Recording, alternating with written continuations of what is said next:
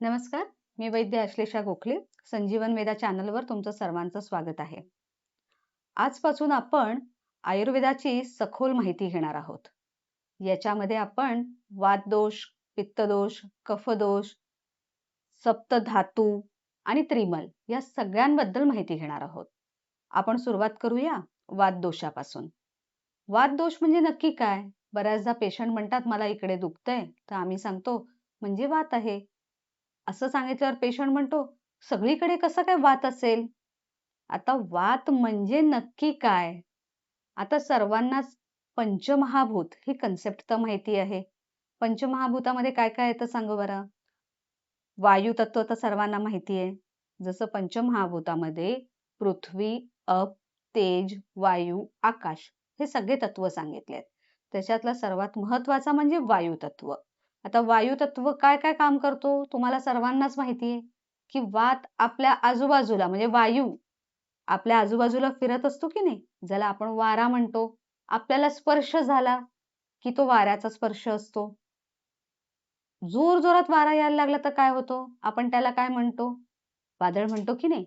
मग आता वादळाचं स्वरूप जेव्हा विकृत होतं तेव्हा त्याचे काय काय रूपांतर होतात? सायक्लॉन येऊ शकतंय, सुनामी येऊ शकतंय, वादळामुळे पाण्याच्या लाटा वरवर येऊ शकतात. म्हणजे आम्ही काय म्हणतो, वातदोष जेव्हा अशा विकृत अवस्थेत वाढतो तेव्हा शरीरामध्ये उथल-पुथल करत असतो. आता वातदोष म्हणजेच वायू हे का म्हणायला पाहिजे? कारण वायू तत्वाचा प्रादुर्भाव वातदोषात आहे. म्हणजे पंचमहाभूताचं पण आपल्या शरीरात खूप काम आहे. पंचमहाभूतापासूनच आपलं शरीर तयार झालंय.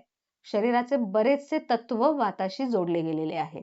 आता वात म्हटल्यावरती त्याच्याबरोबर वायू तत्व आणि आकाश तत्व आलंय. आता आकाश तत्व म्हणजे काय?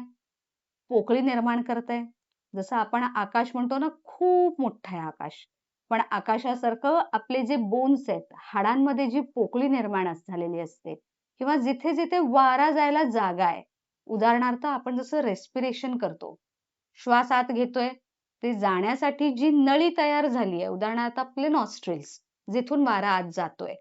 हे सगळे स्थान जे आहेत, हे सगळे आकाशाचे आहेत.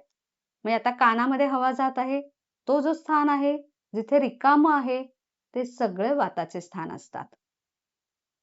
म्हणजे शरीरामध्ये असे कुठे-कुठे जागा आहेत, जिथे जाऊन वात अडकून पडू शकतोय किंवा वायू अडकून पडू शकतोय. वारा एका ठिकाणी अडकून पडला, तर काय-काय दोष निर्माण करू शकतोय शरीरात.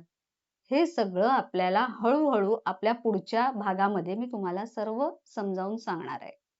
धन्यवाद.